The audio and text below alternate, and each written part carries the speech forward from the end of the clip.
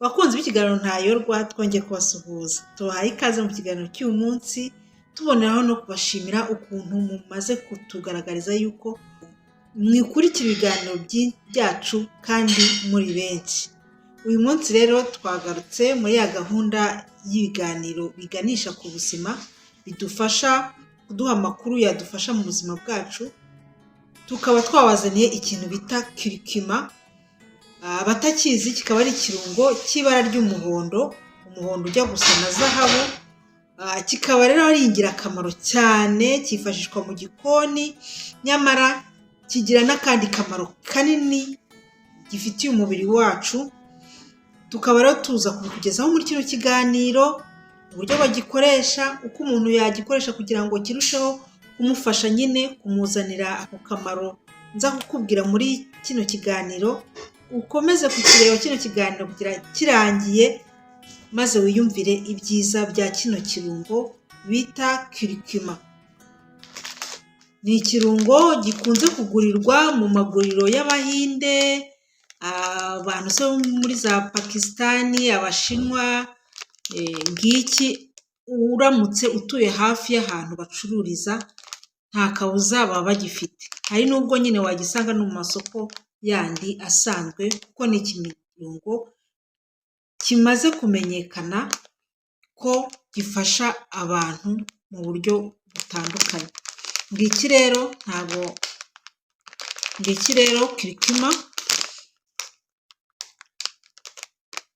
Iyi ngiyi bakaba barayihinduyemo ifu, ubundi ibimeze nk'ikijumba nyine, kumwe tangawizi iba imeze, ndetse urebye ibisa na tangawizi ariko yo ni ibara ry'umuhondo. Iyo uyifunguye uyivunnye gutya usanga ari ibara ry'umuhondo.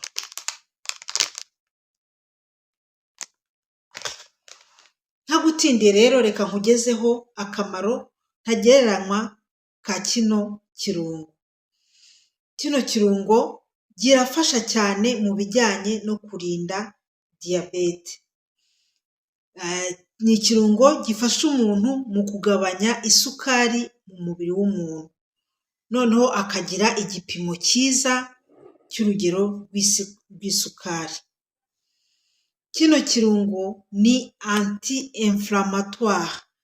Inflammatoire ni kwa kundi amaserire amwe n'amwe ahinduka, akangirika, bikaba byaviramo umuntu ibibazo byinshi bitandukanye. Kino kirungo rero niho kizira, kigafasha umuntu muri urwo rugendo, ibijyanye n'indwara za kanseri, ibintu bijyanye na antioxidant, ahantu harimo radical libre twayivuze mu kiganiro cya kanseri.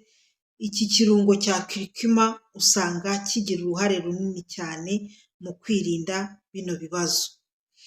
Kino kirungo nanone akamaro ka gatatu ni uko gifasha umuntu mu bijyanye no ubuzima bwo mu mutwe, ubuzima bw'ubwonko bugakora neza, umuntu akagira memoire nziza, agafata mu mutwe amakuru amwe n'amwe, akabasha kwibuka, kandi n'iya mitsi yo mu mubiri ihana amakuru no mu bindi bice, ibyo byose bigakorwa neza. Noneho hari na ya ndwara yitwa Alzheimer yibasira ubwonko, abantu bakibagirwa amakuru amwe n'amwe, ugasanga ibintu barabivanga, ntibibona aho bari n'icyo bagomba gukora n'aho bagomba kujya kubera iyo ndwara ya Alzheimer. Ushobora kwifashisha kino kirungo kikagufasha kuzirinda iyo ndwara ntizaze vuba mu buzima bwawe, cyangwa ntuzanayirware burundu.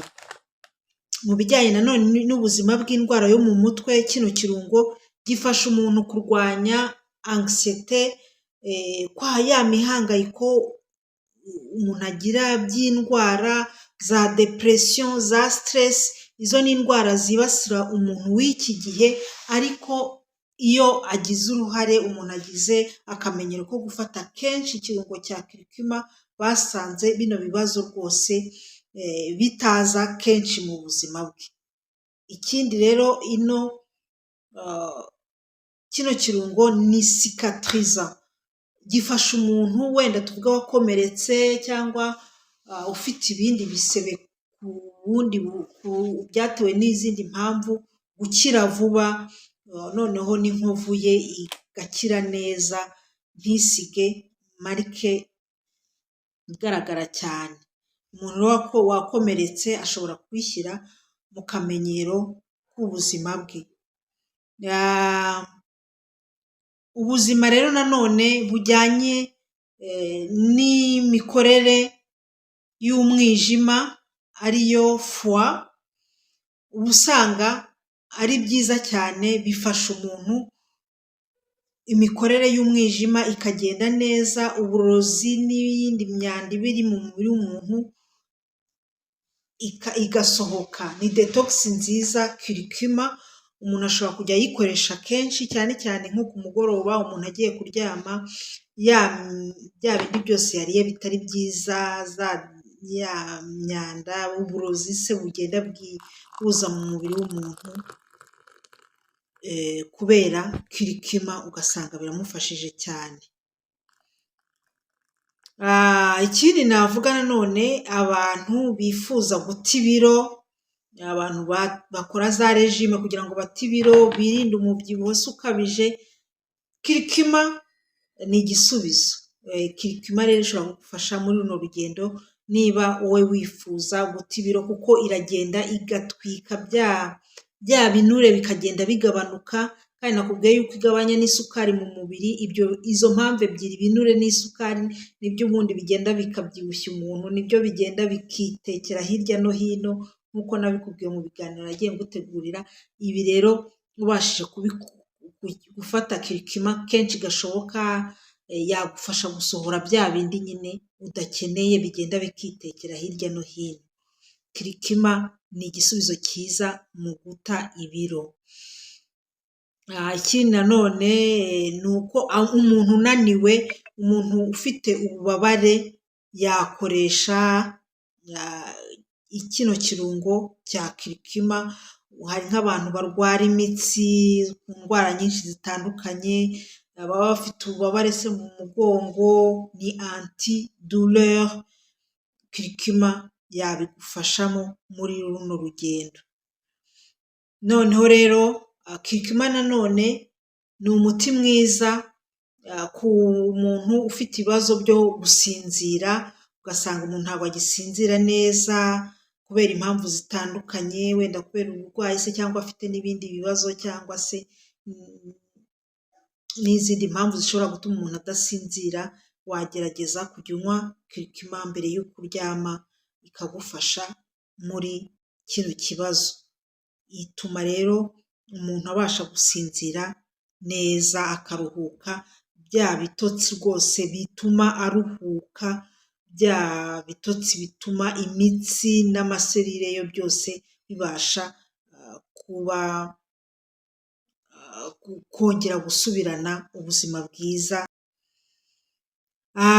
Ikindi nanone, curcuma ni nziza mu bijyanye n'igogora, cyangwa se ya nzira ibiryo bicamo kugira ngo bihinduke ibitunga umubiri, ni byiza cyane. Curcuma ni igisubizo mu bijyanye n'igogora, n'amara akora neza kubera curcuma, ndetse no mu gifu byose bikagenda neza.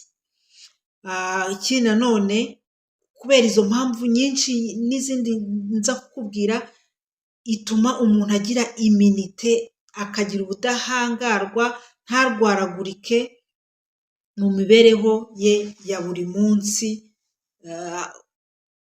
kubera kino kirungo cya curcuma. Ikindi ni ikijyanye n'ubwiza. Curcuma irakoreshwa cyane abantu bita ku ruhu rwabo, nk'abantu bafite ibiheri, ibintu bya acne, bashobora kuyikoresha ikabafasha, kubera ko yemejwe yuko ikize kuri anti-inflammatoire. Ni nziza kandi ku bijyanye n'amenyo. Amenyo agenda akaba, iyo umuntu ayogesheje wenda akayivanga na korogate, iragenda igafasha amenyo gusa neza, ugasanga amenyo arasa neza yabaye urwererane. Hari abantu bafata korogate bakayivanga na kirikima, cyangwa se bakaba bakongeramo bakaba bafata cyangwa amavuta ya koko bakayivanga na kirikima bakaborosa rwose amenyo, bavuga yuko bigenda neza agasa neza. Ikindi cyiza rero ni uko kirikima ituma igenda ry'amaraso naryo rigenda neza, umuntu ntagire umuvuduko ukabije nk'abantu bafite ikibazo cy'umuvuduko, n'umutima ugakora neza muri rusange. Ikindi rero ni uko byaremejwe yuko kirikima igenda ikarinda imitsi, ikarinda amaserire, ikarinda amaserire yo mu mutwe arizo bita nerone, kandi igatuma n'amaserire yiyongera, kuko burya amaserire abaho agira ubuzima mu gihe runaka agapfa hakavuka ayandi.